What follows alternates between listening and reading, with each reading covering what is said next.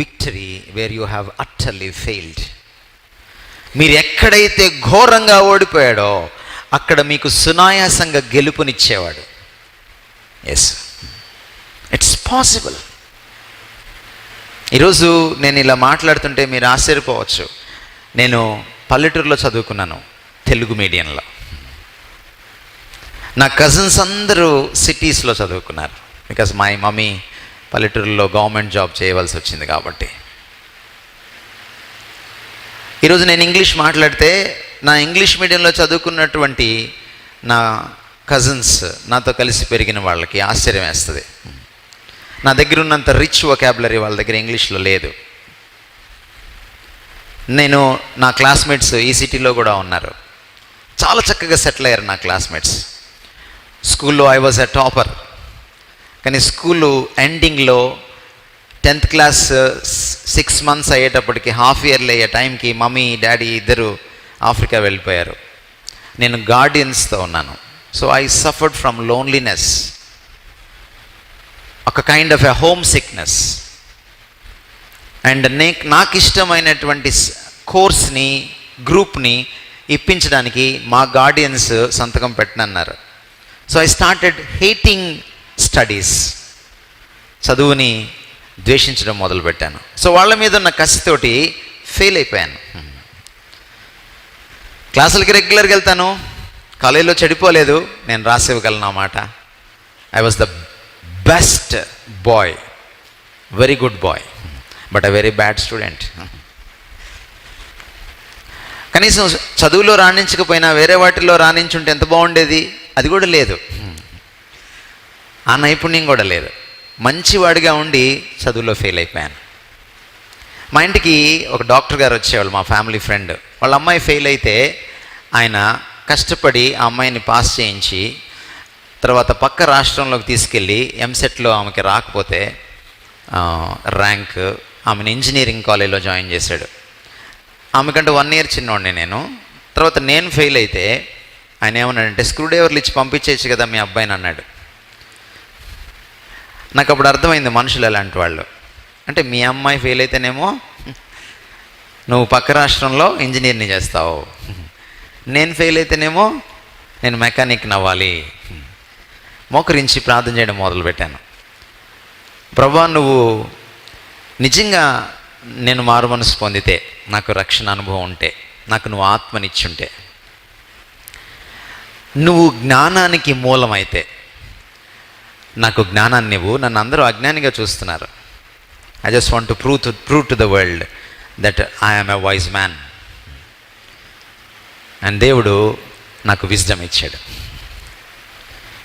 ఎక్కడ ఓడిపోయానో అక్కడ నన్ను గెలిపించాడు ఆయన.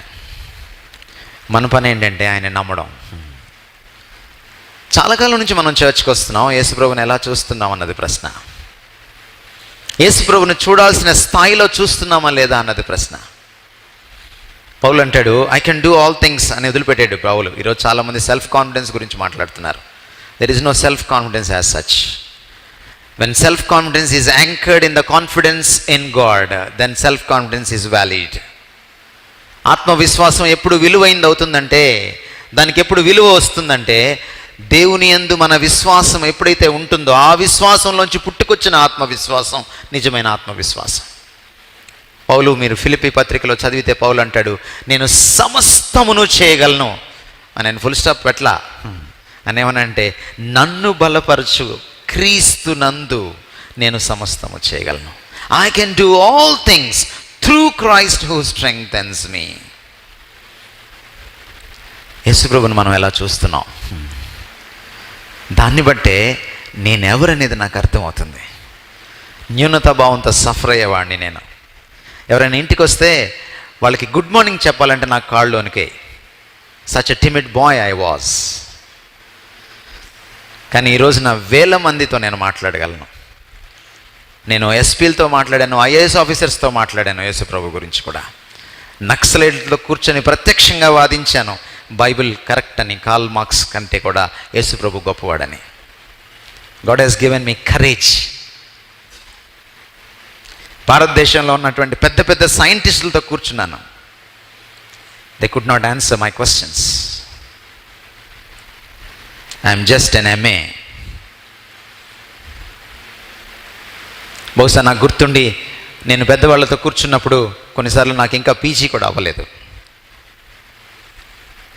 నేను ఎక్కడ ఓడిపోతానో అక్కడ నన్ను గెలిపించగలిగిన ప్రభువు నాకున్నాడు, మనకున్నాడు. మనం యేసు ప్రభువుని ఎలా చూస్తున్నాం అన్న దానిపైన మనల్ని మనం ఎలా చూసుకుంటున్నాం అన్నది ఆధారపడి ఉంటుంది.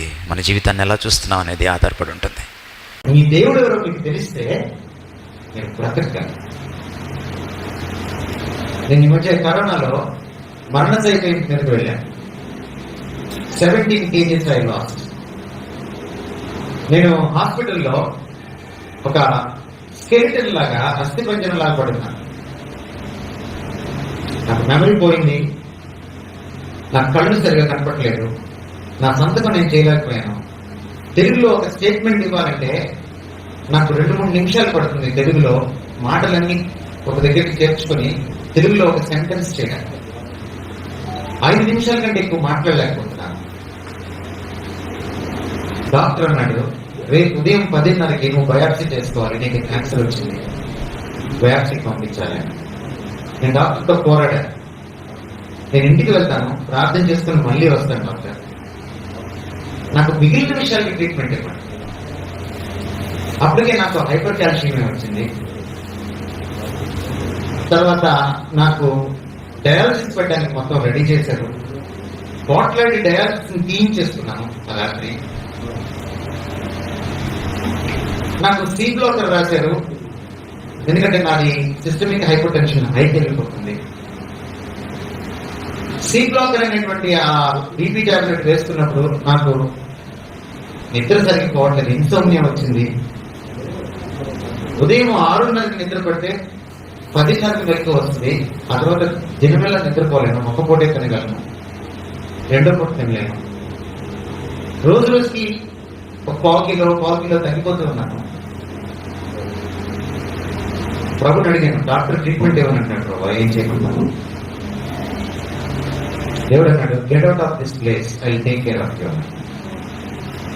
డాక్టర్ గారి దగ్గర చెప్పాను, డిశ్చార్జ్ చేస్తాను కదా, ట్రీట్మెంట్ ఇవ్వనన్నారు కదా, నేను బయాప్సీకి రాను, డిశ్చార్జ్ చేయడానికి.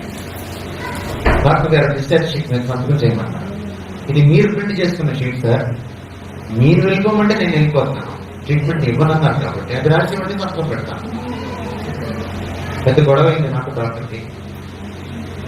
మా ఆవిడ, మా బామర్దులు వీళ్ళందరూ వచ్చి డాక్టర్ మీద నుంచి వెళ్ళిపోతానంటాం ఏంటి అంటే, దేవుడు వెళ్ళిపోకుండా వెళ్ళిపోతాను. ఇంటికి వెళ్ళి 15 రోజులు మంచానికి అతుక్కుపోయాను. నాకు అయోటా ఆఫ్ డౌట్ కూడా లేదు. మా ఆవిడ ఒక ప్రశ్న అడిగింది, దేవుడు ముట్టిగానే స్వస్థత జరుగుతుంది కదా, నీకెందుకు జరగట్లేదు? దేవుడు యోగికి స్వస్థత డిలే చేశాడు, నీకు తెలియదా అని అడిగాడు. దేవుడు లాజర్ దగ్గరికి రావడం లేట్ చేశాడని నీకు తెలియదా అని అడిగాడు. ఈ వాకి బాగా కూడా ఉన్నాయి కదా, నాకేదో నేర్పించాలనుకుంటున్నాను. నన్ను ప్రేమించే ఒక ఆంటీ, రోజు నా గురించి ప్రార్థన చేసే ఒక ఆంటీ ఫోన్ చేసి, ఎందుకయ్యా స్వస్థపరచుకుని అడగవట, ఎందుకు అడగవు అని అడుగుతున్నాను. ఎందుకు అడగాలంటే అన్నాను నేను, ఆయనకి ఇష్టమైతే స్వస్థపరుస్తాను. నేను నా భార్యకి ఒకటే మాట చెప్తాను, ఎప్పుడు స్వస్థపరుస్తాడో నాకు తెలియదు, కానీ ఆయన స్వస్థపరుస్తానని చెప్పాడు. స్వస్థపరుస్తాను. 15 రోజుల తర్వాత నువ్వు 3 నెలలు నాన్ వెజ్ తినకూడదంటే, ఈరోజు నేను పూర్తి ఆరోగ్యంతో ఉన్నాను.